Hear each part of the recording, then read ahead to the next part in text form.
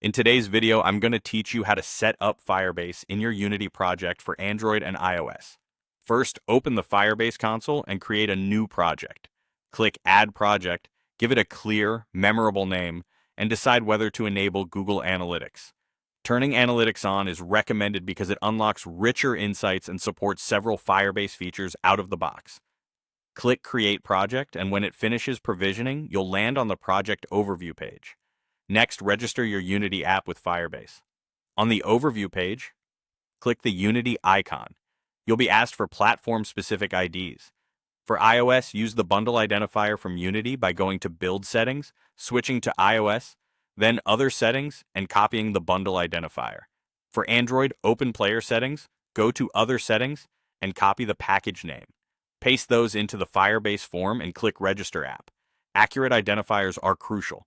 Firebase uses them to match your app to the right configuration. Now download your configuration files.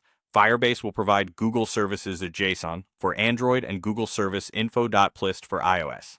Save them exactly as named and place them in your Unity Projects Assets folder. Don't rename them and avoid putting them in nested folders unless a specific SDK guide tells you otherwise. If you're targeting both platforms, include both files and assets. Unity will pick the right one at build time. With configs in place, add the Firebase Unity SDKs. Download the SDK.zip from the console, unzip it, and in Unity go to Assets, Import Package, Custom Package. Import the Unity package files only for the Firebase products you plan to use, such as Analytics, Authentication, Cloud Firestore, or Crashlytics. Importing only what you need keeps your build lean. After importing, let Unity compile. If Unity prompts to resolve Android dependencies, allow it to complete. Finally, confirm Google Play Services requirements on Android. In your initialization code, call Firebase app. Check in fixed dependencies async, and wait for the result.